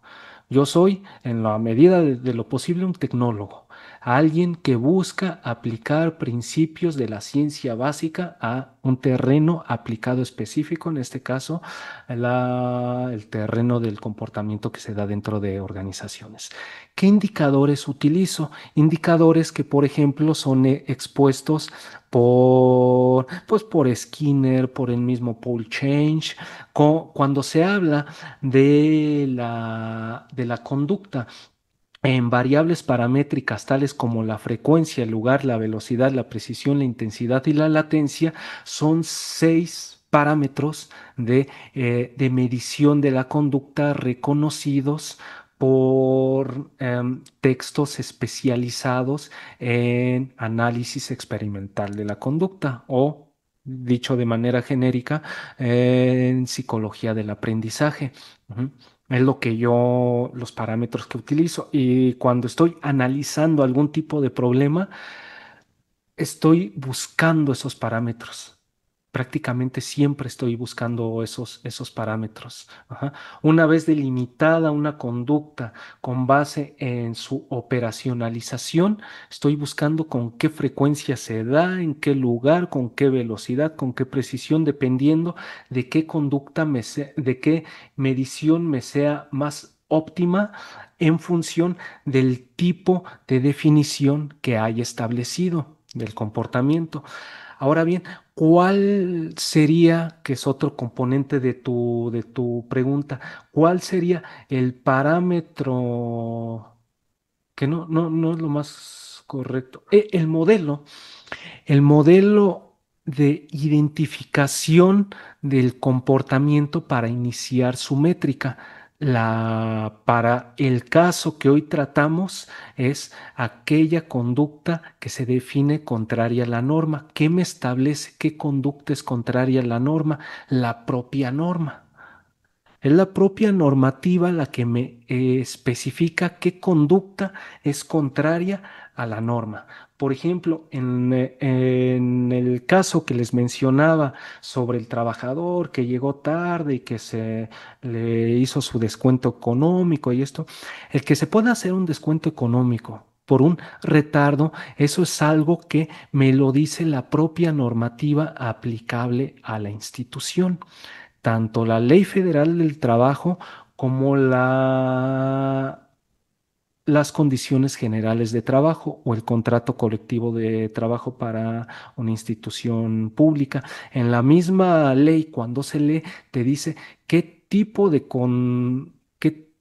conducta amerita una sanción que consista en un retiro del estímulo de puntualidad. Y la misma regla, porque al fin de cuentas las leyes son reglas, yo las entiendo como reglas del comportamiento, la misma regla incluso te estipula cuántas veces lo tiene que hacer. Para ese caso, o sea, cuántas veces tiene que hacer una conducta para que sea sancionable. Para ese caso en particular, con una sola ocasión que lo hagas, es más que eso. Con una sola ocasión que lo haga la persona, con una sola vez que llegue tarde, ya es más que suficiente. Tarde y de manera injustificada, es decir, que no tenga algún documento médico con vida legal, como es una incapacidad. Ajá, una incapacidad médica es un documento con vida legal. Ajá. Si no te presenta ese tipo de documentos, pueden ser otros, pero aquí mencionamos ese tipo de documentos, ya pasa a ser un retardo injustificado que con una sola vez que lo ejerza ya se puede aplicar la regla. Ahora bien, ¿grafico todas las conductas? No. Cuando hago investigaciones longitudinales, sí. ¿Cuándo hago yo una investigación longitudinal donde incluso yo llego a hacer registros acumulativos del comportamiento? Ujú. Cuando estoy investigando esto que yo les mencionaba de que se lograron sancionar a 6 personas por robo de medicamento, ahí sí hice una investigación longitudinal. ¿Qué instrumentos utilizaba? Utilizaba hasta las cámaras de videovigilancia. Para esas conductas que yo estaba investigando, no era necesario que prestara atención a los checadores de asistencia. Eso no me era útil, porque los checadores de asistencia me sirve para saber si la persona asistió o llegó tarde.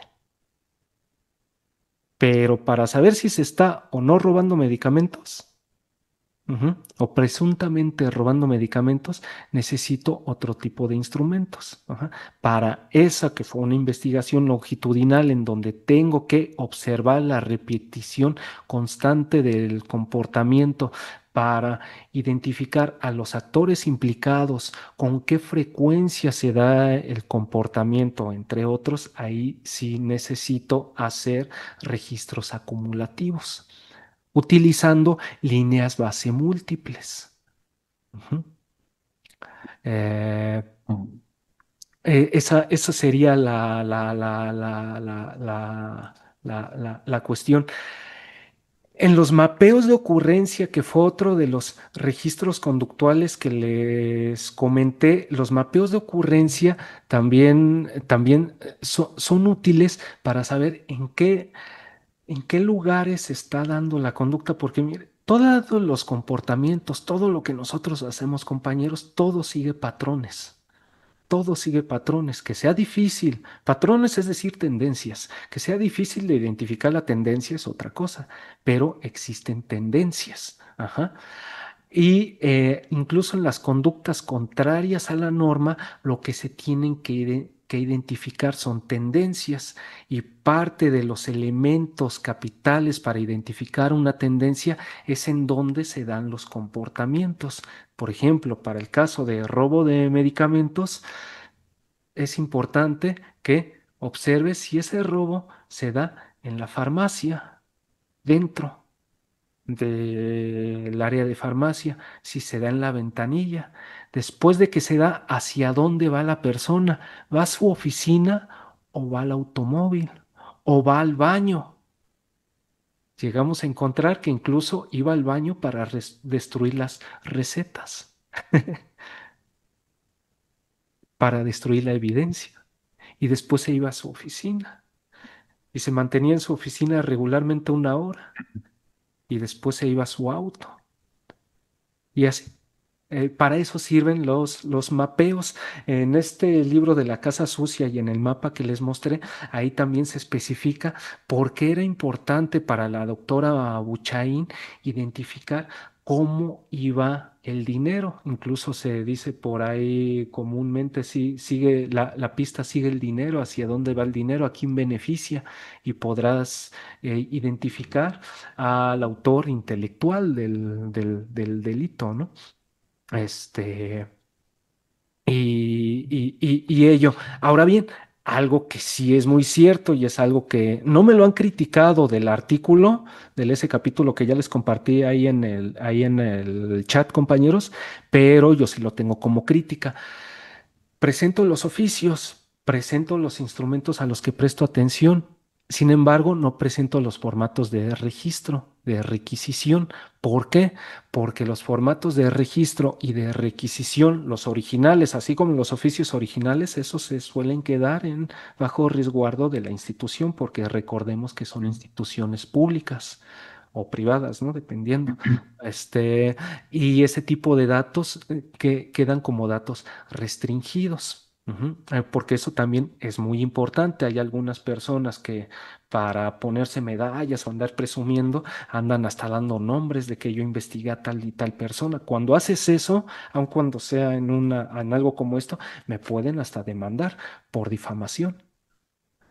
Y para esa demanda es bien sencillo que identifiquen las circunstancias de modo, tiempo y lugar. Y más si queda grabado, ¿no?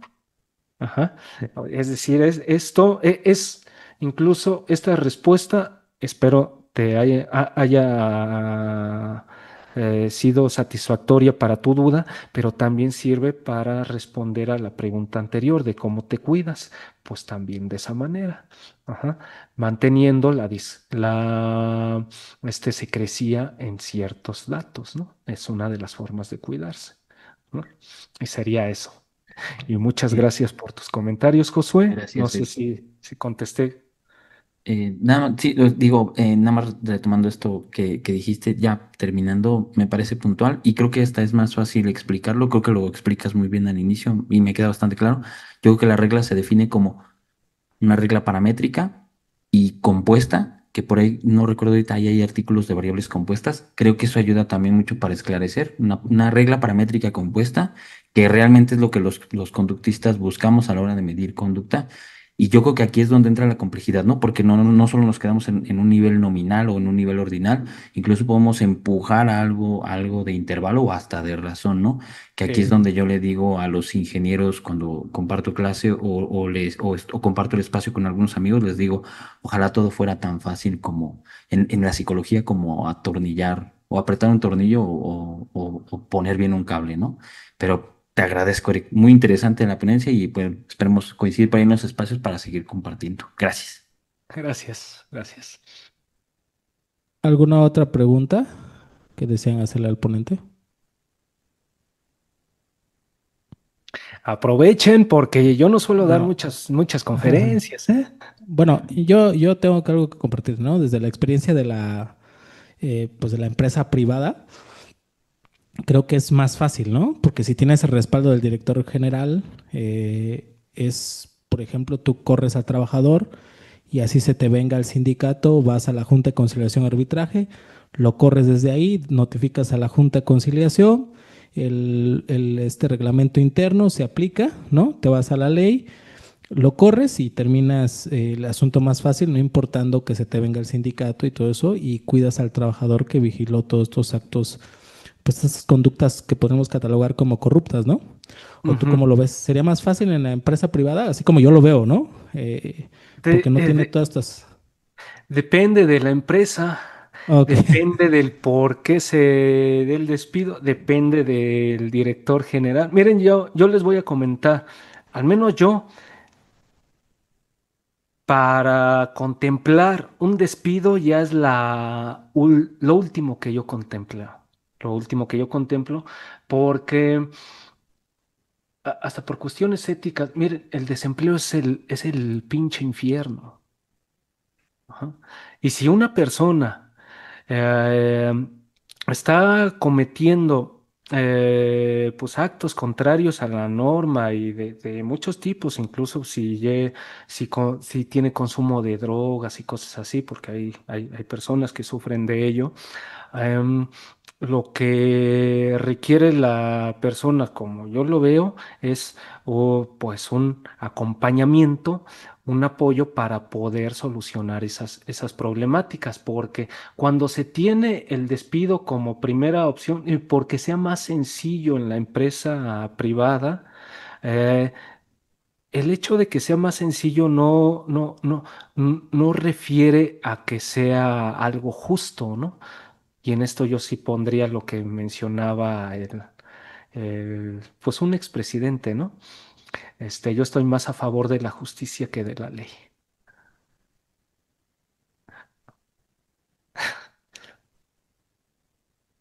Ese No te silencio. escucho. Ok, Ah. ¿no? No, está bien. Es que lo vemos desde dos perspectivas totalmente diferentes, ¿no? Porque al ser yo director, pues a mí Mm. me resulta más. O sea, Bueno, pero incluso, te puedes quedar incluso, sin gente, yo te diré.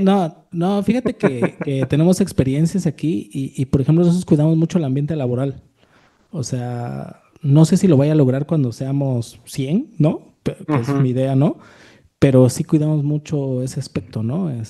Incluso yo me he bronqueado con algún personal por su forma de contestarle, por ejemplo, a la coordinadora operativa, ¿no? O Sí. cuestiones de ese tipo, que lo tengo que parar y pues se terminan yendo al final, porque si no lo atajas, haz de cuenta, ya sobrepasó a la coordinadora operativa, ¿no? Y entonces llega hacia ti, llega la coordinadora, te dice, oye, ¿sabes qué? Ya me brincó llegas y si no, bueno, si no actúas, ¿no? De alguna forma administrativa, pues los demás empiezan a ver Sí, claro. que no hay respuesta y se vuelve un ambiente sumamente drástico y después a la coordinadora nadie la Ujú, va a acatar sus órdenes, ¿no? Teníamos algo de que hacía oficios esta persona y cuestiones así, entonces la coordinadora le corregía incluso faltas de ortografía o errores de sintaxis y pues ella se enojaba mucho, ¿no? ujú, Incluso pues tuvimos que optar pues, por el despido, ¿no? Porque ujú, ya ujú, empezaba a generar mucho un ambiente negativo entre el demás personal ujú. y entonces pues ya se empezaba pues a ver molestia, incluso entrabas a la oficina donde están todos ellos, porque tenemos una oficina grande, y ya pues sentías inmediatamente la tensión, ¿no? Ujú. Y yo estaba en mi privado, ¿no? Y la coordinadora en el privado, pero pues la gente que está en su computadora ahí todos juntos en la oficina, pues sí entrabas y decías, ¿y ahora qué está pasando, no? Ujú, ¿Qué pasa aquí? Antes eran todos sonrisas, estaban contentos y ahorita están todos serios, ¿no? Entonces, ujú. sí es un tanto diferente, ¿no? Creo que se ve desde posturas diferentes, pero yo también Pero se concuerdo, debe, pero hay normativas para esto, yo te claro, claro, respondería. Hay normativas aplicables para ambos sectores. claro. La misma 035 es una normativa aplicable tanto para el sector público como para el sector privado, y yo estoy muy a favor de ese tipo de normativas porque también eh, están blindando al trabajador de abusos por parte del patrón. Porque cuando, cuando uno realiza algún tipo de sanción disciplinaria, la que sea, debe de estar amparada por la ley, porque si no, vienen las demandas por despido injustificado y cosas así. De ahí que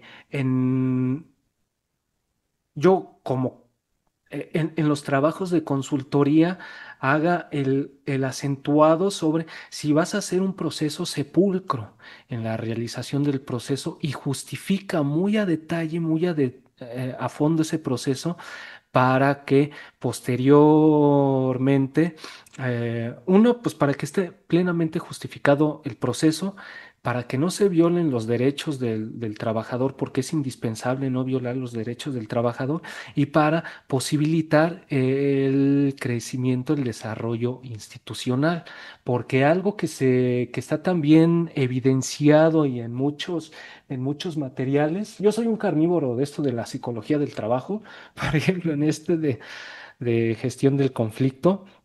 Este es un libro hecho por psicólogos y psicólogas de España, en donde se enfocan a cómo los psicólogos pueden intervenir e intervienen, porque ellos son un grupo de consultores que intervienen específicamente en el conflicto de negociación y mediación en contextos organizacionales.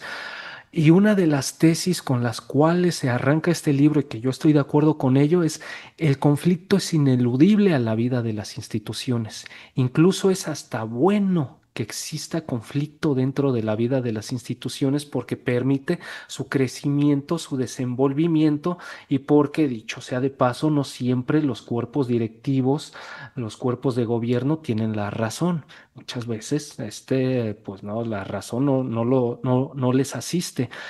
Y es mejor un conflicto, incluso gestionarlo, es lo que ellos sostienen, que eliminarlo. Yo mismo, pues yo puedo quizá en algunos trabajos llegar a ser una persona que muchos digan, Es que eres demasiado crítico y cosas así", pero ocurre que ello, siempre y cuando también se gestione, se siga ciertos niveles, ciertos parámetros, puede ser hasta beneficioso para el desarrollo, el crecimiento institucional y para nutrir los propios procesos. Es lo que yo diría, pero sí, por supuesto, algo que sí es cierto es depende de cómo se dé, vaya, de qué tipo de problemáticas tengan, también cómo la persona, pues ataje los problemas, porque pues hay personas a las que se les busca ayudar, permítame decirlo así, pues no se dejan, ¿no? O sea, no se dejan y pues ahí sí, de nueva cuenta, yo lo pongo como la última opción el despido, ¿no? Porque, repito, el desempleo es el infierno, esa madre, ¿no? Es el infierno. Ujú. Y cuando un trabajador ya se presenta a buscar empleo después de haber sido despedido, y más aún si fue despido con una sanción disciplinaria, pues quizá ya después ni encuentre, ¿no? Ujú. Eh, yo al estar a favor del aprendizaje, suelo estar más a favor, más que castigar, vamos a enseñarlo a comportarse de otra manera, ¿no? El castigo como última opción, pero depende de qué es lo que esté haciendo, porque también, pues si se andan ahí llevando más de medio millón de pesos en puro medicamento, y pues ahí sí ya está, es otra cosa, ¿no? Como lo dice Skinner en el Conducta Verbal, pues las palabras no rompen huesos, ¿no? Ok, muchas gracias, Eric. Tenemos una pregunta, ya se animó Griselda Adriana Pérez Hernández. ¿Puedes abrir tu micrófono, Griselda, por favor? Muchas gracias. Más que una pregunta es, bueno, también abonar a esta parte de lo que nos hablabas hace ratito, ¿no, Eric? Y estaba en tus diapositivas. El ver precisamente cómo está inmerso todo el contexto y todas las áreas que trabajan en sí mismo, ya sea en el sector público o privado, pero que tienen esta relación para poder pues apoyar, ¿no? Tanto los derechos, porque yo también coincido esta parte, ¿no? Y regresando un poco a la parte de la NOM 035, que también invita a nosotros como instituciones, bueno, en este caso yo trabajo en la parte privada, hacer ese espacio, ese contexto de prevención en donde podamos contribuir, ¿no? Y llámese y deriva, ¿no? También la forma en cómo lo abordan, ¿no? Salud mental, los factores de riesgo psicosocial, que no sean una fuente, ¿no? Por llamarlo de esta manera, y que el trabajador, ¿no? Tenga ansiedad, depresión, estrés, etcétera. Creo que es muy importante tomar en cuenta toda esta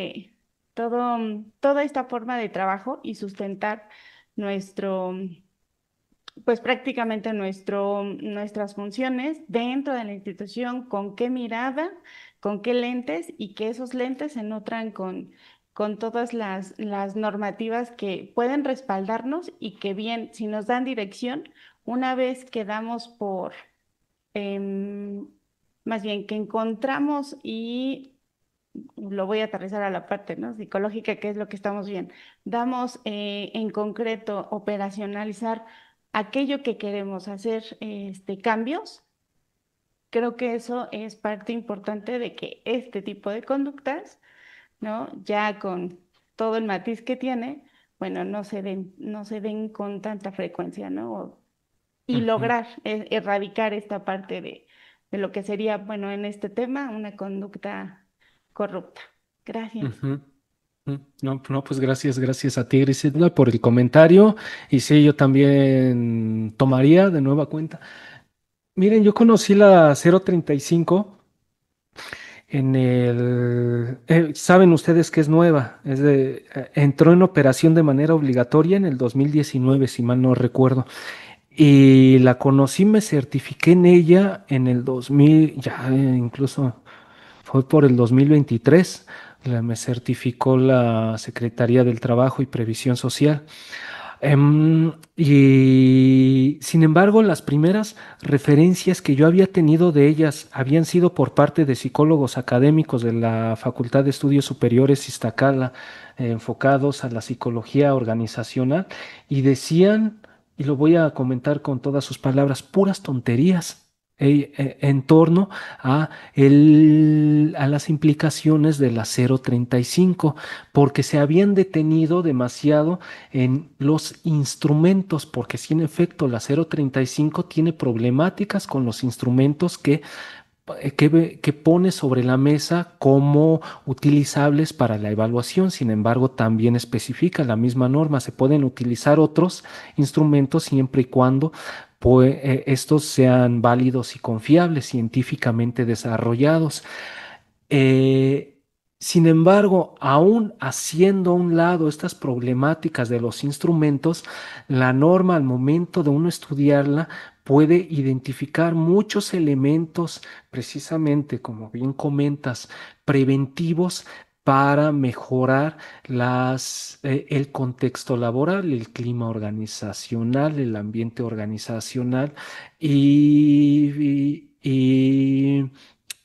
realizar intervenciones, acciones muy centradas en en el comportamiento de los sujetos.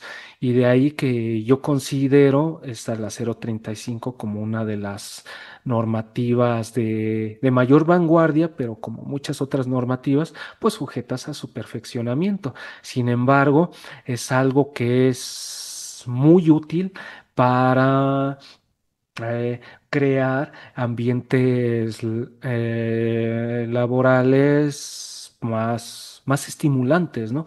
Y modelarse tipos de comportamientos más prosociales, porque se debe de prestar atención, creo, que vivimos en una sociedad, como antes mencionaba, que, con una alta tendencia al castigo. Salimos y casi todos salimos y yo no me persino porque no soy creyente, pero salimos, ojalá y hoy no me asalten, ojalá y regrese a casa. Es decir, salimos con mucho estrés porque vivimos en una sociedad que genera mucho castigo. Cuando llegamos al trabajo, no se espere que seamos personas distintas. Ajá. Al fin de cuentas, al ser producto del medio en el cual vivimos, ajá, ya llegamos al trabajo con una serie de predisposiciones, ajá, de motivantes que generan estrés, ¿no?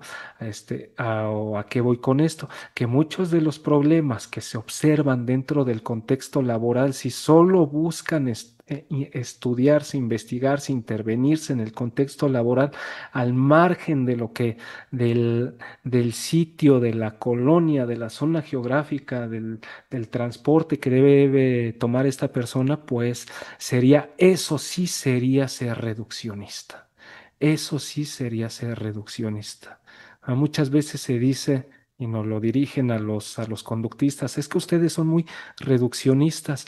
Y yo cuando leo cosas de psicoanalistas me digo, no, los reduccionistas eres tú porque estás enfocando el problema psicológico no solo a un invento, sino que el problema psicológico reside dentro de la persona. Yo estoy viendo el medio, ajá, estoy teniendo una óptica lo más molar posible. Este, mm, y este tipo de normativas sirven precisamente para ello, ¿no? Para poder entender las interacciones que se dan dentro del trabajo, no solo circunscritas a lo que ocurre dentro de una oficina, dentro de de las paredes de la empresa, sino también observar cómo son las relaciones familiares y cosas así, porque incluso eso se contempla en la 035, cómo se dan las relaciones familiares y ese tipo de aspectos que son muy importantes. De ahí que, al menos yo, compañeros, sí les digo, yo para la actualidad, a mí ya me aburre leer y escuchar a muchos académicos. Yo ya el Emilio Ribe, yo ya ni la, ya me aburre, ¿no? Y muchos de los que andan dando psicología organizacional, me digo, pues si nunca has trabajado, mi hermano, más que dando clases, ¿no? No conoces una empresa, no has hablado con un director, no has tenido una coordinación, no sabes manejar personas. Ajá. Además, te gusta estar haciendo todo lo posible porque saquen a personas de la escuela, estás a tu materia prima, que son los estudiantes, les estás llamando delincuentes, porque muchos dicen que los estudiantes son delincuentes y dices, o sea, no eres apto para la psicología organizacional, pero este De ahí que yo preste atención a- a tener relación con, por ejemplo, abogados, economistas, sociólogos, ingenieros industriales. Muchas veces me puedo entender mucho mejor con ellos que con propios psicólogos, porque luego, vaya, aquí estamos entre, considero yo una élite, pero hay psicólogos, o sea, una élite en el sentido de que nos interesan cosas serias, pero hay psicólogos que realmente, o sea, sí viven en el mundo de Narnia, ¿no? Y que este, este tipo de ejercicios, de ponencias, de conferencias, deberían de penetrar en las organizaciones para que se hable a los directivos, a los coordinadores, en torno a cuál es el potencial de la psicología de la conducta para mejorar las relaciones laborales. Y sería ello. Muchas gracias, Griselda, por tu presentación y te vi muy atenta a lo largo de toda la ponencia. Te agradezco mucho. Ok, A ti, muchas gracias. ok, tenemos unas preguntas en el chat. Yo creo que esta es más una opinión tuya. Bueno, pide tu opinión. ¿Debería de cuidar mi historial profesional, por ejemplo, si el jefe de la empresa X me pide usar pseudociencias para minorizar gastos siendo egresado? Ay, miren, yo les voy a contestar de esto con una frase. Yo nunca he aplicado pruebas proyectivas, aun cuando he perdido trabajos por eso. Así yo lo contesto. Ok, muy bien. Otra, dice, en una institución pública, ¿cómo manejas la resistencia de los diferentes sectores para realizar tu trabajo? Vaya, pues ahí sería algo también complicado es así, complicado de responderlo a pocas palabras, pero diría pues con consistencia en los procedimientos. Como la consistencia en los procedimientos es indispensable, ¿no? Es indispensable para ello. Ajá. Y am,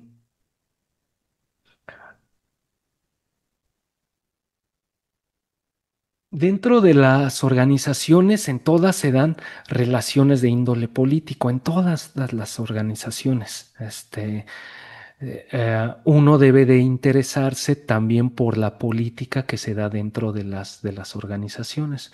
O dicho de otra manera, debes tener también a gente que camine de tu lado y para ello, pues habrá que usar muchas habilidades de persuasión, ¿no? Para tener a los directores cerca de ti, para tener a trabajadores que estén, que compartan los principios y hacerles explícito de que uno, al menos yo, cuando, cuando uno se integra a una organización, es con intención, sí, pues de que eso te dé un dinerito para poder vivir y eso, pues por al fin de cuentas vivimos en el mundo que vivimos, pero la intención es mejorar las relaciones que se dan, laborales que se dan en una organización, dejar una semilla, porque pues los trabajos actualmente, ustedes saben, ya no son permanentes, dejar una semilla para que después otros puedan continuar con ella, pero la intención es mejorar los procesos que se dan en una organización.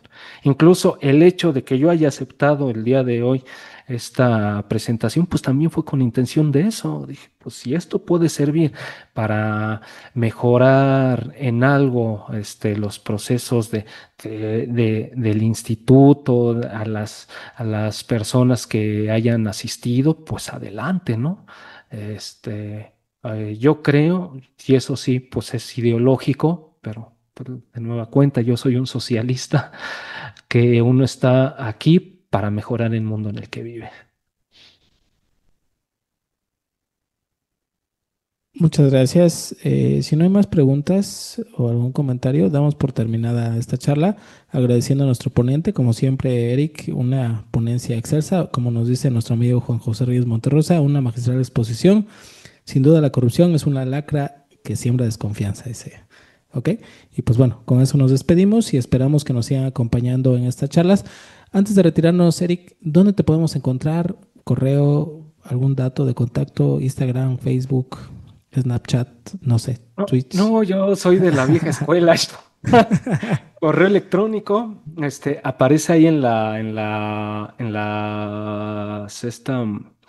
diapositivas, la voy a subir, ahí lo pueden encontrar, se los dicto ahorita, psic.ericvieira@gmail.com. En el LinkedIn estoy como Eric Rodríguez Vieira y en el Facebook también como Eric Rodríguez Vieira. En todas las redes estoy con mi nombre, no uso seudónimos. Para aspectos profesionales, pues sí, hay en las estas en el LinkedIn y en el Facebook, pues en esta página que de objetividad y psicología, ahí por ahí también me encuentran y ya si alguien quiere ya mi teléfono para alguna cosa y ya en privado lo puedo lo puedo compartir por el WhatsApp, o sea, para que se pongan en contacto en WhatsApp para alguna relación de esta profesional o cosas así. Estoy abierto a ello. Y, y sí, sería, Tu, sería eso. tu canal de YouTube, donde están todas estas entrevistas. Se llama Objetividad y Psicología, sí, el canal de YouTube es Objetividad y Psicología, ahí subo pues las entrevistas, los encuentros. Permítanme decirles que de este sábado que viene al siguiente, vamos a hacer la presentación de este libro. Para quien no se haya aburrido de escucharme el día de hoy, pueden verme de este sábado que viene al siguiente. Vamos a hacer la presentación de este libro con los compañeros de Copresencias Editorial, en investigaciones en epistemología conductual. Eh, es ahorita lo próximo y el 16 de noviembre vamos a andar en una organización de Nayarit también hablando sobre psicología organizacional. Es ahorita lo que tenemos sobre agenda. Ok, pues no queda más que despedirnos, compañeras y compañeros. Los esperamos en nuestra charla de dentro de 15 días. Estén atentos a nuestras redes sociales y pues bueno, muchas gracias, Eric. Hasta pronto. Adiós.